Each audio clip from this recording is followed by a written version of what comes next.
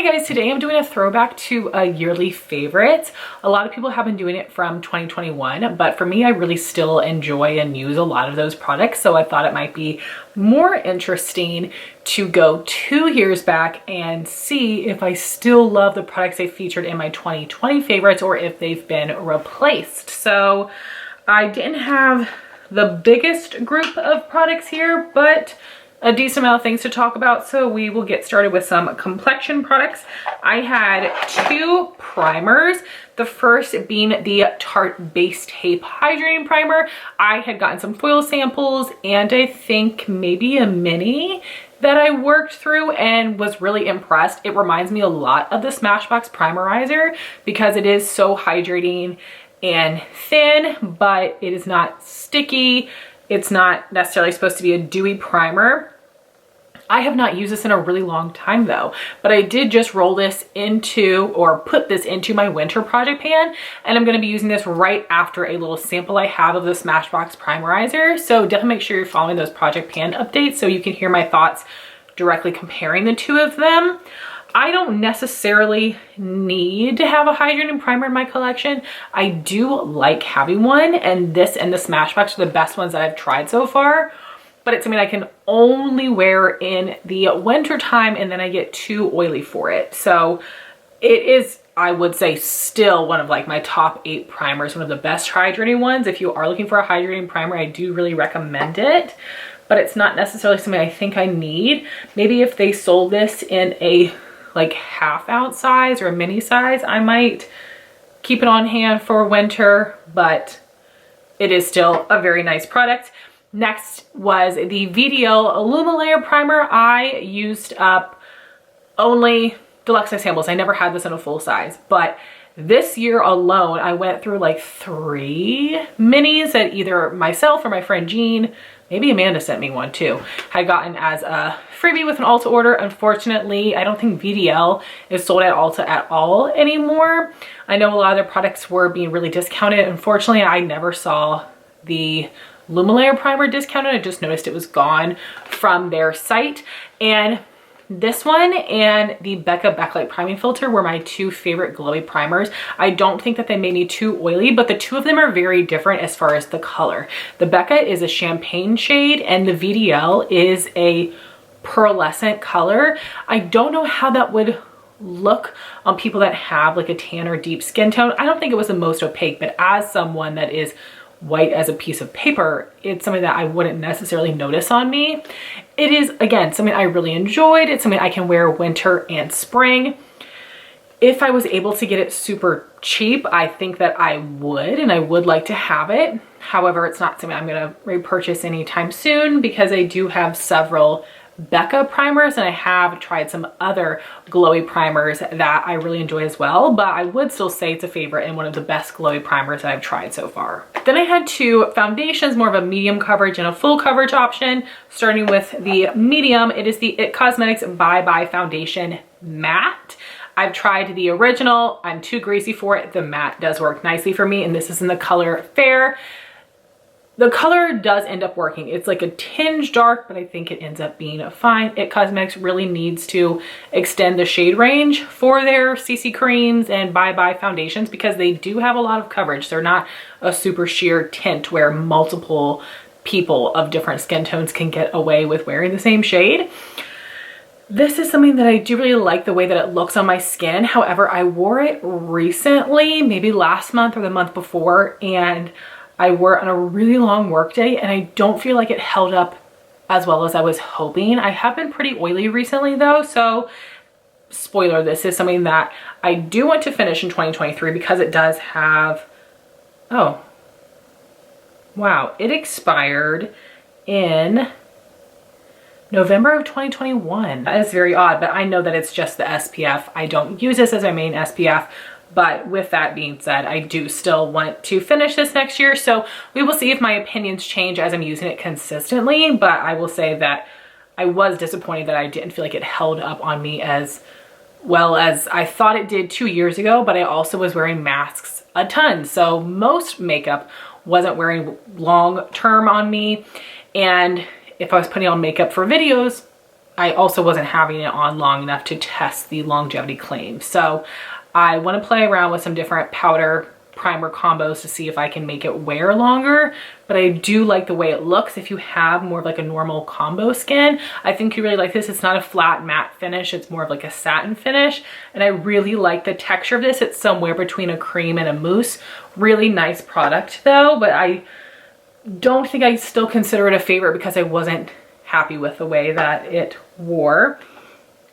But then we have this, the NARS Soft Matte Complete Foundation. I have the shade Light 0 Siberia. It's a little light for me, but the next color up is a little deep and not the best undertone. I also feel like NARS foundations oxidize on me a little bit, which means that it ends up being a pretty good shade. This is a really nice foundation. It has 1.5 fluid ounces, which is a lot. Let's see how much that it has, because I know they usually have more than the, nope, just a standard ounce. So way to go, NARS. This is still very mattifying, very full coverage, very long wearing. So I do really like this. However, this year I have been fine wearing more of like a medium coverage foundation. So sometimes when I put on something super full, it's a little weird for me and feels a little bit mask-like, but I would still consider this one to be a favorite, and I'm happy with the coverage and the way it holds up on my oily skin. Next, I had two blushes. This first one wasn't new to me in 2020, but it's something that I had actually like taken the time to really use a lot, and I loved it. This is Becca's Mineral Blush in Flowerchild. I still think this is a favorite. So beautiful, someone I really like in spring. I love the Becca blushes. They have such pretty shades, really good formula, pigmented, blended nicely. I absolutely love this color. I don't care how old my Becca blushes are, I'm not letting go of them. And then the other blush I have was from Tarte, which is crazy. I feel like I've been totally over the Tarte blush formula, but this is a limited edition shade in Bide Bay. This is a very pretty color. However, I haven't worn this one in a while, so I probably would not call this a favorite anymore. I don't love this formula, and it's so odd because one of the reasons is because you like cannot swatch this formula or it will hard pan, it will soak in all the oils from your fingers. And I don't like that. I feel like with some of the minis or the palettes, the formula seems a little bit softer, and that's not as much of an issue, but it's a really pretty color. I'm over the Tarte blush formula, so I would not consider it a favorite. However, it's not something that I've been able to declutter. And then I did have a blush palette. This is the Lunar Beauty Moon Prism Blush Palette. I did purchase his second blush palette that came out with the Nude palette. I like this one way more. So you have a shimmer blush, the rest are matte. But you can see that these all have different colors in them. They're totally different shades. I do think you would have a nice variety of colors if you got this palette. This blush shows up a little bit better in the skin than it looks in the pan, but this is something that can obviously only work on light skin tones. I am super happy that I have this palette. However, I'm mad at myself that I don't reach for it enough, but I would still call that a favorite for the colors and the formula. Then I had some highlighter favorites from Benefit. These are incredible. I want Benefit to release more shades in this formula. I don't think they've released yet, but I did see a sneak peek of like a honey and a lavender shade or something of the Dandelion Twinkle formula. I think that formula and color is terrible. I don't know why they would waste their time coming up with more shades of that instead of these, because this and Ofra, the best highlight formulas for me. These are really metallic, so if you don't like that, you're not gonna like these, but I feel like they still look smooth on the skin. This one is Cookie. It's a really pretty champagne, but the flash is very pale. I remember when Jaclyn Hill was obsessed with this, and I think I can get away with it because I'm so fair, but if you had a medium skin tone, it might be too much because it's not really golden, it's more champagne. And then we have this underrated beauty. This is Tickle, so you can see it has that golden flash, but it's more of like a purpley pink.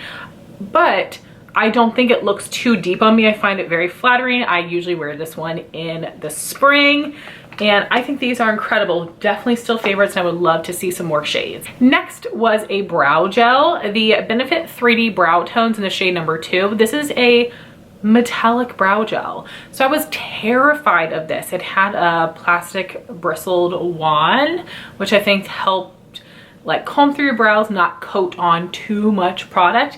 I really did like this. I feel like the metallic sheen to it did not just look metallic on your brows. It just helped to accentuate the actual hairs. I got this in a set. I never would have purchased it on its own, but I ended up really enjoying it. It's not something that I have repurchased, and it's something that I would consider if it was included in 21 Days of Beauty, but it hasn't been. And I'm kind of would probably rather pick Gimme Brow over it. So I'm going to say it's not a favorite anymore, but it is still a good product if you'd be interested in something like that. Next I have the Anastasia Eye Primer. I do like this one. I have definitely neglected mine this year because I was really focused on using up my Urban Decay primer potion. And I really like this one because it does have a nice tint to it that does help cancel out some veinings, but it's a really creamy consistency, so I don't feel like it's making my lids cakey. I've tried using concealer on my lids and I hate it, but this is different. I do really like this one. I wish that they would make this in different shades, because when I've seen Karen Harris use this, for example, it looks very white on her, where it looks more like cream colored on me. So I feel like for people that have a tan skin tone, you're gonna really need to make sure that you like blend it up to the brow nicely, help fade it out. Like, it's gonna look more stark. So if this came in multiple shades, I think that would make it work better for multiple skin tones. But the formula itself is really good, so it is something that I want to kind of like focus on using up in 2023, so I'm excited to get more use out of it. It is something where when I'm like slapping my makeup in a hurry, I wasn't often reaching for this. I was doing it when I was doing filming makeup, because I will pat this out with my damp sponge. I could use my finger, but I just liked that better. So it feels like you can't quite slap on and go because there is such a strong tint to it, but I still really love this one. Next were some amazing go-to everyday work shadows for springtime. And I love these, I love these.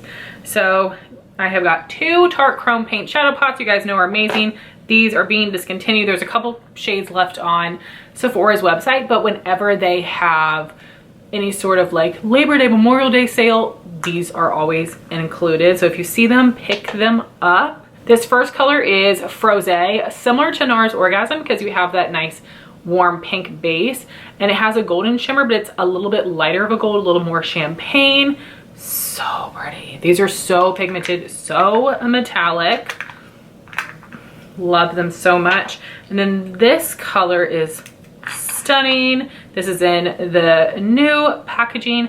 This is Paradise Found, which is a champagne shade with more of a peachy undertone to it. Looks so brightening on the lid. And then guess what mattes I used? You're right, gal pals. Anastasia Birkin for a transition color, Bengal for my crease shade. You guys know these are my go-tos. I've used them so much. I have used up my original pans. Took me forever. I've been working on these for quite a while. I have some dips, but they're gonna last a long time, which is perfectly fine with me because I absolutely love these. I use them all the time. I'm wearing them today, but they work so perfectly with those shades, and just for like a pretty and fun, quick, everyday, easy eye look. So yes, I would definitely still consider all of those to be favorites. Next is a palette. This was a limited edition ColourPop palette, and she's got Solstice. This was an Ulta exclusive, I believe. So we've got a little 9 pan here, and I really like the shades in here. I find this to be very complimentary to the Sweet Talk, but it's not all peaches. And I do think this one is really nice. No pressed glitters in here. This is like a chunky Super Shock type of formula. This is pretty. I would still consider this to be a favorite, but I don't think I used it at all last year just because I had so many new things that I was testing. But this is something that I don't want to let go of anytime soon. Just a great formula in all the shades and creates really pretty looks. My next favorite would be the only Obsessions palettes I have ever liked from Huda Beauty, and these would be the nude versions. I have all 3 of them. So this first one is a Nude Light. I would say that this one is similar to Nude, but I think if you really look at the colors, there are some differences there. I would always rather have a fun shade than a matte cream. The shades in here work well, except for this pink color. I feel like I really have to build it to get to show up, which very much sucks because I'm very fair. So if I'm having to do that, everyone is. But I think the shimmers in here are really pretty. I like the different undertones that they have in the matte. So besides that one shade, this is a very good palette. Then we have the medium. I love this. I think this is so fun to have these still brown, but like rosy undertones with this nice copper and gold, but then you also have more of a pinky shade, more of a purple color. I really, really like this one. And then you have the rich palette. I also love that they call this rich instead of deep or dark. I don't know. I know that it probably doesn't make much of a difference, but I really like this name. I think all the colors in here are very pretty as well. I feel like the shades in here look a little bit more similar than in the other versions of the palette, but still really happy. And I feel like I have to have all three of them. And I tend to reach for these in the winter time. Next, for lips, we have just a few products. First is one of my most used lip liners. This is ColourPop's little one. It's a really great peachy nude tan color, but it's not too brown. I love the ColourPop lip liner formula because it's so creamy. For me, my lips are the same color as my skin, so I'm using a lip liner to help give me shape, not necessarily to hold my lip color in. But this is amazing. So happy to have this. I do have a backup just because ColourPop discontinues so many amazing products, but I won't need it anytime soon. Lip liners last for a while, but I absolutely love this. It is definitely still a favorite and something I reach for a lot in the fall time. Then we have some other favorite glosses. These were from a fall limited edition collection. We have spiked apple cider and pumpkin spice lattes. This has a little bit more pink. This is a little warmer. I love these. I love the lip cream formula from Buxom. They have about a light medium opacity, a little bit sticky, but this is the only sticky gloss formula I enjoy. I like the cooling sensation, the minty scent. I like the way it makes my lips look. I would definitely still consider these favorites. They're such pretty shades. Lastly, I had a couple brush favorites. The first was the Anisa Angled Care Brush, and I was using this for primer. I still think this is super nice. I hadn't used it for a while until I was working on that Illamasqua liquid highlight, and I was wanting to make that more diffused. I was blending out with this brush and it worked really well. It is not necessary to buy this, but I did feel very fancy applying my primer with a brush, and it did help me, depending on the consistency, really be able to blend in and go through my primers a little bit faster. And then we had the Morphe and Jaclyn Hill JH06 My Everything brush. And this is something that I like using with really pigmented blushes. I previously have been using the Sigma F15 Duo Fiber brush, but I like to apply my blush on the back of my cheek, so I love an angled brush. This is a great, very fluffy angled brush.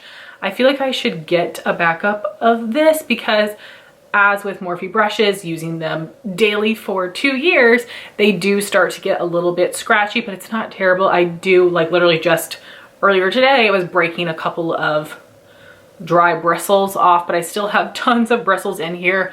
I love the shape of this so much. I have yet to see another brush that really looks like this, has the same shape, the same density. I absolutely love this. It is my go-to for very pigmented blushes. So guys, those are my thoughts on the products I featured in my yearly favorites from 2020. I would love to know your thoughts on these products. I would also love to hear what your favorite products of the year were. And if you guys happen to film videos or post on Instagram and remember some of your favorite products from 2 years ago and what your thoughts are on them now, I would love to hear that as well. Thank you guys so much for watching this video. Please like, comment, and subscribe, and I'll talk to you soon. Bye guys.